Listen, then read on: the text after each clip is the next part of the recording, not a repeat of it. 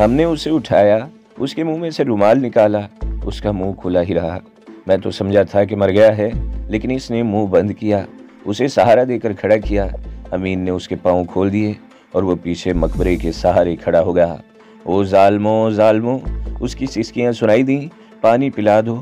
پلائیں گے شاہ جی، امین نے طنزیہ کہا، پانی کے ساتھ ہم شیرینی اور نذرانہ بھی پیش کریں گے۔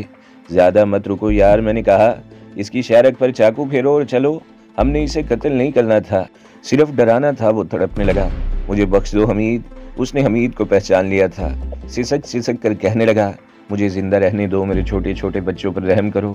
میری بیٹی جوان ہو رہی ہے، اس کا دنیا میں کوئی نہیں رہے گا۔ بیدوں کی اتنی زیادہ اتنی شدید ضربے کھا کر بھی وہ ہوش میں تھا۔ اس کی صحت سرکاری سانڈ جیسی تھی، لال سرخ آدمی تھا، عمر 35-36 سال ہوگی۔ وہ اس علاقے کا خدا بنا ہوا تھا، بڑے بڑے راجے اسے جھک کر سلام کرتے تھے۔ موت کا نام سن کر وہ پوری طرح ہوش میں آ گیا تھا۔ اس سے اچھی طرح بولا نہیں جاتا تھا، کراہتا زیادہ اور بولتا کم تھا۔ پھر وہ رو پڑا اور بہت ہی دبی ہوئی کربناک آواز میں بولا، قتل نہ کرنا۔ اب میری بات سن، شاہ حمید نے کہا، ہم نے تجھے قتل کرنا تھا، لیکن تو نے اپنے بچوں کا واسطہ دیا ہے۔ میں تیرے بچوں پر رحم کرتا ہوں، تو نے جو کام کرنے ہیں وہ سن لے۔ ایک یہ کہ تو نے میرا نام نہیں بتانا، میرے اس دوست کو تو جانتا ہی نہیں، کہنا کہ تو نے کسی کو پہچانا نہیں، معلوم نہیں کون تھے۔ دوسرا کام یہ کہ عائشہ کا پیچھا چھوڑ دے، اس کے ماں باپ کو تنگ نہیں کرنا۔ تیسرا کام یہ کہ عائشہ کے ماں باپ اور میرے ماں باپ سے کہنا کہ عائشہ پر جو جن آتا ہے، اس نے حکم دیا ہے کہ عائشہ کی شادی حمید کے ساتھ کر دو، ورنہ میں سب کا بیڑا غرق کر دوں گا۔ آگے بات بنانا تیرا کام ہے، باتیں بنانا تو جانتا ہے، زبان کا جادو چلا کر ہی تو سب کا بادشاہ بنا ہوا ہے۔ شاہ رضامندی میں سر ہلاتا جا رہا تھا۔ 2 بار اس نے کہا، ایسے ہی ہوگا۔ اگر تو نے میرے پیچھے پولیس بھیجی، حمید نے کہا، تو یہ سوچ لے کہ ہم فوجی ہیں، صبح سے پہلے اپنی بیرکوں میں پہنچ جائیں گے اور تمہاری اور پولیس کی کوئی نہیں سنے گا کہ ہم یہاں آئے تھے۔ دوسری بات یہ ہے کہ تو نے ہمارے خلاف کوئی بھی انتقامی کارروائی یا میرے گھر والوں کو پریشان کیا تو ہم ملٹری پولیس بھیج کر تجھے گرفتار کرا دیں گے اور ثابت کر دیں گے کہ تو جاپانیوں کا جاسوس ہے۔ یہ نہ کیا تو یہ ضرور کریں گے کہ تیری اس بیٹی کو جو جوان ہو رہی ہے اٹھا کر لے جائیں گے اور تجھے قتل کر دیں گے۔ تیرے پاس معلوم نہیں غیبی طاقت ہے یا نہیں، لیکن ہمارے پاس دنیا کی جو طاقت ہے یہ تیرا بیڑا غرق کر دے گی۔ اس نے کرہتی ہوئی آواز میں وعدہ کیا کہ وہ خاموش رہے گا۔ ہم نے اپنی اسکیم کے آخری حصے پر عمل کیا، وہ یہ تھا کہ اسے کیکر کے قریب درخت کے پاس لے گئے اور تنے کے ساتھ اسے اس طرح کھڑا کر دیا کہ اس کا منہ درخت کی طرف اور پیٹھ باہر کی طرف تھی۔ اس کے ہاتھ بندھے ہوئے تھے، اوائن کی پوری رسی اس کی ٹانگوں، پیٹھ اور درخت کے تنے کے گرد لپیٹ کر گانٹ دے دی اور ہم وہاں سے چل پڑے۔ وقت بہت تھوڑا رہ گیا تھا، ہم دوڑنے کی رفتار تک تیز چل رہے تھے۔ اگر ہم ناکام رہتے تو ہمارے قدم بوجھل ہوتے۔ ہم نے خلاف توقع اسکیم کے عین مطابق بڑے تھوڑے وقت میں اپنی واردات مکمل کر لی تھی۔ میں اسے آج بھی ایک معجزہ کہتا ہوں۔ معلوم نہیں میں اور حمید نیکی کر رہے تھے یا بدی، لیکن اس میں کوئی شک نہیں تھا کہ یہ شاہ اصل شیطان یا شیطان کا چیلا تھا۔ وہ اللہ کا کلام تعویذوں پر لکھ دیتا، سادہ لو دیہاتیوں سے پیسے بٹورتا، اور کوئی جوان عورت مصیبت کی ماری اس کے پاس چلی جاتی تو اس کے ساتھ بدکاری کرتا تھا۔ شاید یہی وجہ تھی کہ خدا بندے تعالیٰ نے اسے سزا دینے کے لیے کتے کی آواز پر باہر نکال دیا اور ہمارے حوالے کر دیا تھا۔ اب ہم یہ انتظار کرنے لگے کہ ہم سزا سے بچتے ہیں یا اتنی سنگین واردات دبی رہ جاتی ہے۔ ہمارا علاقہ میدانی نہیں، ٹیلوں، ٹیکریوں، کھڈروں اور برساتی نالوں کی بھرمار ہے۔ اگر علاقہ میدانی ہوتا تو 7-7.5 میل کا فاصلہ ہم فوجی جوانوں کے لیے کچھ نہیں تھا۔ وہاں تو گھاٹیاں اترتی اور چڑھتی تھیں، ہم جو اترتے اور چڑھتے جا رہے تھے۔ ہماری دوڑ تو زندگی اور موت کی دوڑ تھی۔ ریل گاڑی چھوٹ جانے کے نتیجے سے ہم آگاہ تھے۔ ہم صبح بٹالین لائنوں سے غیر حاضر ہوتے، دوسری طرف شاہ نے حمید کے پیچھے پولیس بھیج دینی تھی، ہمیں پولیس کے حوالے کر دیا جاتا یا کورٹ مارشل ہوتا۔ ہم جب قصبے کے قریب پہنچے تو دور سے ریل گاڑی کے انجن کی روشنی دکھائی دی۔ گاڑی کم و بیش 2 میل دور تھی۔ ہم دونوں دوڑ پڑے۔ میرے قصبے کے اسٹیشن پر گاڑی صرف 2 منٹ رکتی تھی۔ اب دیکھنا تھا کہ ہم اسٹیشن پر پہلے پہنچتے ہیں یا گاڑی۔ میں اپنے قصبے کے بند بازار سے دوڑتا ہوا گزر رہا تھا۔ چوکیدار نے روکا۔ میں نے روکے بغیر کہا، ہٹ جاؤ، گاڑی چھوٹ جائے گی۔ ہم ابھی اسٹیشن کے احاطے میں داخل ہوئے تھے کہ گاڑی پلیٹ فارم پر پہنچ گئی۔ ہماری تو ٹانگیں شل ہو چکی تھی، پھر بھی ہم تیز دوڑے۔ ٹکٹوں والی کھڑکی سے ابھی دور ہی تھے کہ انجن نے روانگی کی وسل بجائی۔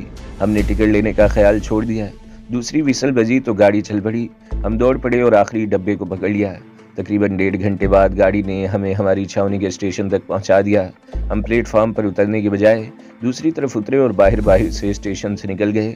ہماری بیرکیں کوئی زیادہ دور نہیں تھی، لیکن بے ٹکٹ ہونے کی وجہ سے ہم اتنے بڑے اسٹیشن کی دوسری طرف چلے گئے تھے، اس لیے بڑا لمبا چکر کاٹ کر ہمیں اپنی منزل تک پہنچنا پڑا۔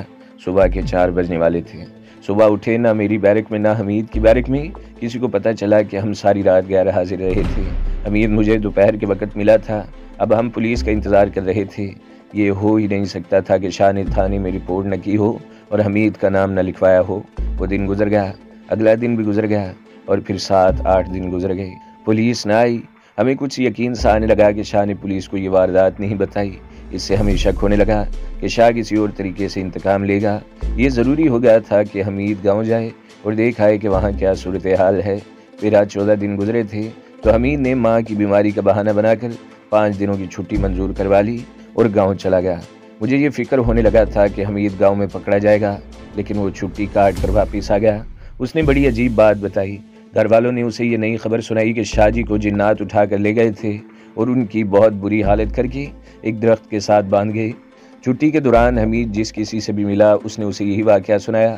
حمید نے مجھے یہ بات سنا کر کہا کہ میرے دل میں بار بار یہ ارادہ آتا تھا کہ سارے گاؤں والوں کو اور شاہ کے مریدوں کو اکٹھا کر کے سناؤں کہ شاہ کو جنات نہیں بلکہ ہم 2 انسان اٹھا کر لے گئے تھے، لیکن میں یہ بات اپنے کسی دوست کے ساتھ بھی نہیں کر سکا کیونکہ لوگ اس واقعے کو سچ مانتے تھے۔ پتہ چلا کہ یہ بات شاہ نے خود مشہور کی تھی۔ لوگوں نے علی صبح شادی کو کیکر کے تنے کے ساتھ بندھا ہوا دیکھا۔ اس کے جسم پر ایک بھی کپڑا نہیں تھا اور اس کی پیٹھ پر گہری لال لکیروں کا جال بچھا ہوا تھا۔ بعض لکیروں میں سے خون پھوٹ آیا تھا۔ یہ خبر فوراً ہی گاؤں میں پھیل گئی۔ شاہ پر غشی کے دورے پڑ رہے تھے۔ لوگوں نے شاہ کو کھولا، اس پر چادر ڈالی اور اٹھا کر اس کے گھر لے گئے۔ گاؤں کے حکیم اور جراح کو بلایا گیا۔ انہوں نے علاج معالجہ شروع کر دیا۔ شاہ سے پوچھا کہ یہ کیا معاملہ ہے۔ شاہ نے بتایا کہ ایک بڑا ہی شیطان کے اکسانے پر اس کے قبضے سے نکل گیا۔ شاہ نے اسے زندہ جلانے کی کوشش کی تھی، لیکن جن بچ گیا تھا اور اپنے ساتھیوں کو ساتھ لے کر رات کو شاہ کو اٹھا کر لے گیا۔ ہر کوئی مان رہا تھا کہ شاہ جو بیان دے رہا ہے بالکل سچ ہے۔ اس واقعے سے شاہ کی مقبولیت اور اس کا روب پہلے سے کہیں زیادہ ہو گیا۔ شاہ کہتا تھا کہ وہ ان جنات کو جو اسے اٹھا کر لے گئے تھے حاضر کر کے سارے گاؤں کے سامنے زندہ جلائے گا۔ حمید عائشہ سے ملا۔ عائشہ بھی مان رہی تھی کہ شاہ کے قبضے میں جنات ہیں اور اسے جنات ہی نے مارا پیٹا ہے۔ حمید نے اسے بتایا کہ وہ جنات اور وہ اس کا ایک دوست تھے۔ غور اس پر کریں کہ اس واقعے کے 20-22 سال بعد یہ شاہ مر گیا۔ اس وقت تک اس کی مریدی اور عقیدت کا سلسلہ بہت دور تک پھیل گیا تھا اور اس کے مرنے کے بعد اس کے مزار پر آج بھی بڑی شان و شوکت سے عرس ہوتا ہے اور لوگ اس کی قبر پر بچھی ہوئی چادروں کو ہاتھ لگانے کے لیے دھکے دیتے اور دھکے کھاتے ہیں اور وہاں جا کر اپنی مشکلیں اور مرادیں بیان کرتے ہیں۔ لوگوں نے اس کے مزار کے ساتھ بہت سی جھوٹی کرامتیں گڑھ رکھی ہیں۔ آئیے کچھ دور میرے ساتھ چلیے۔ بھٹکا ہوا مسافر آپ کو ان سنگلاخ وادیوں میں لیے چلتا ہے جہاں جا کر وہ سمجھا تھا کہ اور ہی زیادہ بھٹک گیا ہے اور اس کی قسمت میں گم ہو جانا ہی لکھ دیا گیا ہے، لیکن وہیں سے اسے منزل کے کوشان ملے۔ سوچوں اور خیالوں کا دھارا کسی اور رخ پر چل پڑا۔ پہلے مجھے واجدہ اور آصف کی بات پوری کر لینے دیں۔ اپنے علاقے کے مشہور و معروف اور بڑی پہنچ والے شاہ جی کے ساتھ بڑی کامیاب اور خطرناک واردات کر کے میں نے اپنے دل و دماغ میں زلزلے جیسے جھٹکے محسوس کیے جن سے میرے عقیدے تہوبالا ہو گئے۔ میں اگر مکمل طور پر نہیں تو بہت حد تک پیروں اور ان کی کرامات کو مانا کرتا تھا۔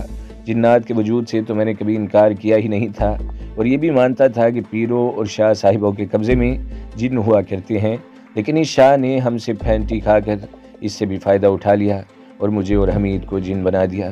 تو میرے عقیدوں کی چولیں ڈھیلی ہو گئیں اور مجھے وہ علم حاصل ہوا جو عالم موٹی موٹی کتابوں میں ڈھونڈتے رہتے ہیں۔ اس واردات کے بعد مجھ میں عجیب سی جرت پیدا ہو گئی، اسی کو شاید اخلاقی جرت کہتے ہیں۔ میں نے اپنے ایک دوست کے ساتھ باطل کا ایک بڑا مضبوط بت توڑا تھا۔ یہ لوگوں کی جہالت، پسماندگی اور بد نصیبی ہے کہ وہ ابھی تک اس باطل کی پوجا کر رہے تھے، لیکن میں جس زنجیر میں جکڑا ہوا تھا وہ ٹوٹ گئی اور میرا ایمان آزاد ہو گیا۔ لوگوں کی سادگی پر اس زمانے میں افسوس ہوتا ہی تھا۔ آج دل کو دکھ ہوتا ہے کہ تعلیم کی روشنی گھر گھر پہنچ گئی ہے، لیکن پیر پرستی کی تاریکی بدستور موجود ہے۔ میں واز نہیں کروں گا، نہ میں آیات قرآنی کے حوالے دے کر یہ ثابت کرنے کی کوشش کروں گا کہ پیر پرستی شرک ہے۔ 1-2 واقعات سناؤں گا۔ جنگ عظیم کے دوران ہمارے دیہاتی علاقے میں پیروں کی منڈی خوب چمکی تھی۔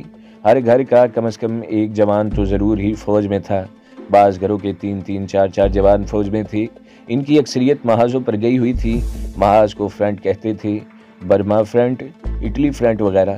فوجیوں کے باپ، مائیں، بہنیں اور بیویاں دلوں میں آس لے کر پیروں کے آستانوں پر جایا کرتیں، رگڑتیں کہ ان کا آدمی جہاں کہیں بھی ہے زندہ اور سلامت رہے۔ بعض لوگ یہ مراد لے کر پیروں کے ہاں جاتے تھے کہ میرا بیٹا چھاؤنی میں ہے، وہ چھاؤنی میں ہی رہے، اسے سمندر پار یا کسی فرنٹ پر نہ بھیجا جائے۔ پیروں نے دعاؤں، پھونکوں اور تعویذوں کے ریٹ چڑھا دیے تھے۔ کوئی پیر اپنے کسی سائل سے نہیں کہتا تھا کہ تمہارا آدمی زخمی ہو جائے گا یا مارا جائے گا۔ ہر پیر کی زبان پر یہ الفاظ چڑھے ہوئے تھے، اللہ خیر کرے گا، وہ بالکل ٹھیک ٹھاک ہے، مجھے نظر آ رہا ہے۔ اس کے ساتھ ہی ہر روز 2-3 گھروں میں سرکاری چھٹیاں آتی تھیں کہ آپ کا بیٹا فرنٹ پر مارا گیا ہے۔ اس کے ساتھ ہی ہر روز 2-3 گھروں میں سرکاری چٹھیاں آتی تھیں کہ آپ کا بیٹا فرنٹ پر مارا گیا ہے، یا زخمی ہو گیا، یا لاپتہ، یا جنگی قیدی ہو گیا ہے۔ ہونا تو یہ چاہیے تھا کہ لوگ اس حقیقت کو قبول کر کے پیروں سے منہ موڑ لیتے، لیکن جہاں توپیں چلا کرتی ہیں وہاں تعویذ نہیں چلا کرتی، اور جرمنوں اور جاپانیوں کے لڑاکا بمبار ہوائی جہازوں کو پیروں کی پھونکیں نہیں روک سکتی۔ لیکن ہوتا یہ تھا کہ کسی گاؤں میں کسی فوجی کے مارے جانے یا زخمی ہو جانے کی سرکاری اطلاع آتی تھی تو اس گاؤں کے فوجیوں کے والدین وغیرہ اپنے پیر کے پاس دوڑے جاتے اور اپنی بیٹوں کی سلامتی کے لیے دعائیں کراتے اور نئے تعویذ لاتے اور پہلے سے زیادہ نذرانہ پیش کرتے۔ ہمارے دیہاتیوں میں عقل کی کمی تھی اور جرت کی بھی۔ انہیں یوں کرنا چاہیے تھا کہ جن کا بیٹا مارا جاتا وہ پیر کے ہاں جاتے اور کہتے، یا سرکار پیر دستگیر، پیروں کے پیر، ہمارے بیٹے کے گلے سے آپ کا تعویذ بندھا ہوا تھا، ایک تعویذ ہم نے اپنے گھر میں بھی رکھا ہوا تھا، آپ نے ہمارے بیٹے پر پھونکیں بھی ماری تھیں، پھر بھی بیٹا مارا گیا، آپ کم از کم ہمارے پیسے ہی واپس کر دیں۔ لیکن لوگوں کا رد عمل اور رویہ کچھ اور ہی ہوتا تھا۔ میں 100% سچا واقعہ سناتا ہوں۔ یہ ہمارے قصبے کے بالکل ساتھ والے گاؤں کا واقعہ ہے۔ ایک سپاہی برما فرنٹ پر مارا گیا۔ اس کا باپ میرے والد صاحب کے ملنے والوں میں سے تھا۔ والد صاحب تعزیت کے لیے گئے۔ انہوں نے سنایا کہ وہاں گاؤں کے کئی آدمی بیٹھے ہوئے تھے۔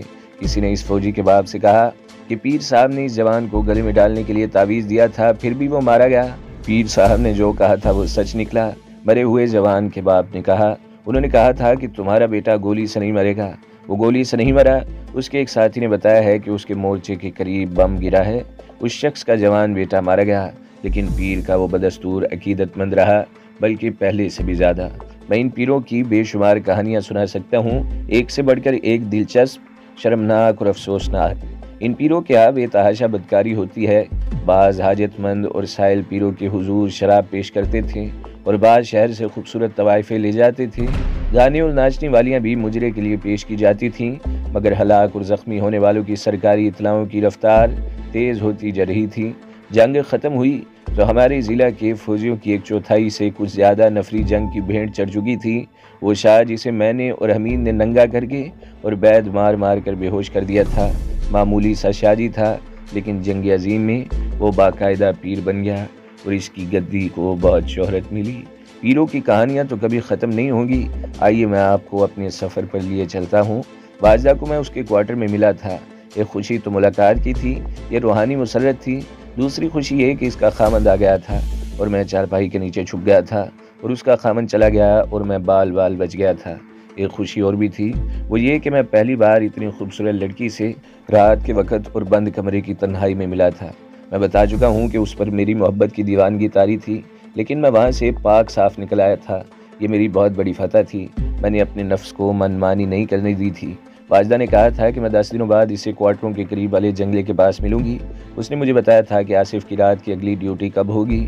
ہم شاہ کی مار پٹائی کرائے تو ایک ہی روز بعد 10 دن پورے ہو گئے۔ میں شام سے کچھ دیر پہلے ٹہلتا جنگلے کے قریب اس جگہ چلا گیا جہاں سے واجدہ کا کوارٹر نظر آتا تھا۔ اس نے بھی یقیناً گن کر دن گزارے تھے۔ وہ اپنے کوارٹر کے باہر کھڑی تھی۔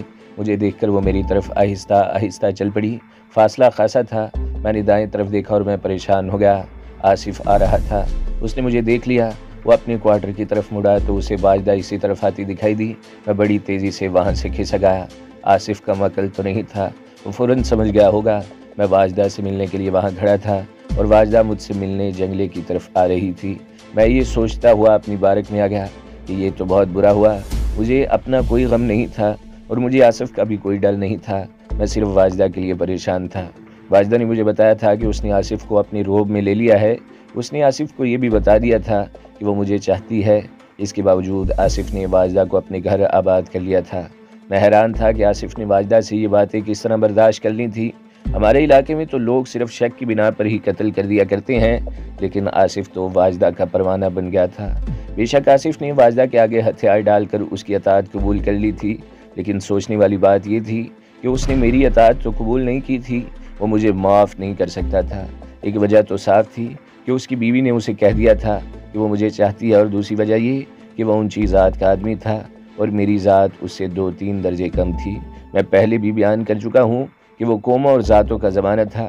ہمارے علاقے میں راجے دوسری ذاتوں کے لوگوں کو اپنا غلام سمجھتے تھے۔ ان کے بولنے کا انداز یہ تھا کہ گردن اکڑا کر سر اونچا کرتے، اور جس کے ساتھ بات کرنی ہوتی اسے ٹیڑھی نظروں سے دیکھتے اور یوں بات کرتے جیسے یہ شخص انتہائی گھٹیا خاندان کا آدمی ہے۔ یہ سب کچھ سوچ کر مجھ پر یہ واضح ہو گیا تھا کہ آصف کے ساتھ میری ٹکر ہوگی، اور یہ ٹکر معمولی نہیں ہوگی۔ میں نے کہا ہے مجھے آصف کا کوئی ڈر نہیں تھا، میری پریشانی یہ تھی کہ آصف واجدہ کے ساتھ نہ جانے کیسے رد عمل اور غصے کا اظہار کرے۔ وہ آخر خاوند تھا اور کوئی بزدل اور گھٹیا آدمی بھی نہیں تھا۔ اس کی برداشت کی آخر کوئی حد ضرور تھی۔ اس نے واجدہ کا یہ اعتراف تو قبول کر لیا تھا کہ وہ اسے صرف خاوند کی حیثیت سے قبول کرتی ہے، لیکن اس کی دلی محبت میرے ساتھ ہے۔ لیکن وہ یہ صورت کبھی قبول نہیں کر سکتا تھا کہ میں اس کی غیر حاضری میں اس کی بیوی سے ملتا۔ یہ تو میری سوچیں تھی جو مجھے پریشان ہی کرتی رہی تھیں، اس کا کوئی حل نہیں سوچ رہا تھا۔ یہ معلوم کرنے کا کوئی ذریعہ نہیں تھا کہ آصف نے واجدہ کے ساتھ کیا سلوک کیا ہے۔ صاف ظاہر تھا کہ سلوک اچھا نہیں ہوگا، لیکن خطرہ یہ تھا کہ واجدہ اینٹ کا جواب پتھر سے دینے والی لڑکی تھی۔ یہ تو میں پہلے بتا چکا ہوں کہ عروسی کی رات آصف نے واجدہ کے منہ پر تھپڑ مارا تھا، تو ایسا ہی تھپڑ واجدہ نے آصف کے منہ پر مار دیا تھا، مگر اب صورت اور تھی۔ اب میں درمیان میں آ گیا تھا۔ مجھے خطرہ یہ نظر آ رہا تھا کہ آصف واجدہ کو قتل ہی نہ کر دے۔ اگر یہ نہ کرے تو اسے طلاق دے کر گھر بھیج دے گا۔ اس معاملے میں میرا رازدار حمید تھا۔ میں اس کی بیرک میں گیا اور اسے بتایا کہ یہ واقعہ ہو گیا ہے۔ اس نے پہلی بات یہی کہی کہ یہ اچھا نہیں ہوا، معاملہ بگڑ کر خاندانوں کی دشمنی تک پہنچ سکتا ہے۔ اس صورت میں میرا خاندان آصف اور واجدہ کے خاندانوں کا مقابلہ نہیں کر سکتا تھا۔ میں اور حمید ہر زاویے سے سوچتے رہے، لیکن کوئی راستہ نظر نہیں آتا تھا۔ سوال صرف یہ تھا کہ واجدہ سے کس طرح معلوم کیا جائے کہ آصف نے گھر جا کر اس کے ساتھ کیا سلوک کیا تھا۔ میں نے بتایا ہے کہ آصف کی سگنل بٹالین ہماری لائنوں کے بالکل قریب تھی۔ میں جب حمید کے ساتھ بات کر کے آیا تو شام رات میں بدل چکی تھی۔ میرے ایک ساتھی نے باہر سے آ کر بتایا کہ کوئی آدمی مجھے ملنا چاہتا ہے لیکن اندر نہیں آتا۔ میں باہر گیا تو یہ دیکھ کر مجھے حیرت ہوئی اور پریشانی بھی کہ وہ واجدہ کا خاوند آصف تھا۔ میں آگے بڑھ کر اسے تپاک سے ملا، لیکن اس نے میرے ساتھ ہاتھ نہ ملایا۔ میں نے ہاتھ آگے کیا تھا۔ اندر آ جاؤ آصف بھائی، میں نے ہاتھ اس کی طرف بڑھاتے ہوئے کہا۔ میں ہاتھ ملانے نہیں آیا، اس نے کچھ رعونت سے کہا، اور نہ ہی تمہارا مہمان بن کر آیا ہوں۔ یہ سمجھ لو کہ تم نے میری بات پر توجہ نہ دی تو تم 2 دن کے مہمان ہوگے۔ تم میری جگہ پر آئے ہو آصف۔ میں نے بڑے تحمل سے کہا، یہ میرا گھر ہے اور تم میرے گھر میں آئے ہو۔ ماں بہن کی گالی دو گے تو وہ بھی سن لوں گا۔ میں گالیاں دینے نہیں آیا، اس نے کہا۔ میں تمہیں 1-2 باتیں کہنے آیا ہوں، اس کے بعد دیکھوں گا کہ تم میرے کہنے پر عمل کرتے ہو یا نہیں۔ ذرا میرے ساتھ ادھر چلو۔ میں خالی ہاتھ تھا، مجھے کچھ نہیں پتا تھا کہ آصف کا ارادہ کیا تھا، اور نہ ہی یہ معلوم تھا کہ اس کی جیب میں چاقو یا ریوالور ہے یا کچھ بھی نہیں۔ میں نے اللہ کا نام لیا اور اس کے ساتھ چل پڑا۔ چلتے چلتے ہم پریڈ گراؤنڈ میں پہنچ گئے۔ یہ میں نے پہلے بتایا تھا کہ آصف ایک گاؤں کا رہنے والا تھا اور میں واجدہ کے قصبے کا، جسے شہر کہا جاتا تھا، اس کا باشندہ تھا۔ میں نے آصف کو اپنے شہر میں آتے جاتے دیکھا تھا اور اس نے مجھے دیکھا تھا، اور صرف ایک بار سلام دعا ہوئی تھی۔ اب تو واجدہ نے اسے بتا دیا تھا کہ اس کی زندگی میں میرا کیا مقام تھا۔ صحیح الفاظ میں یوں کہہ لیں کہ میں اس کا رقیب اور دشمن بھی تھا۔ تو دوستو، اگلی قسط سننے کے لیے ہمارے چینل کو ضرور سبسکرائب کریں، ویڈیو کو لائک کریں اور بیل کے آئیکن پر بھی کلک کر دیں تاکہ ہر جو آنے والی ویڈیوز ہیں وہ آپ کو سب سے پہلے ملتی رہیں۔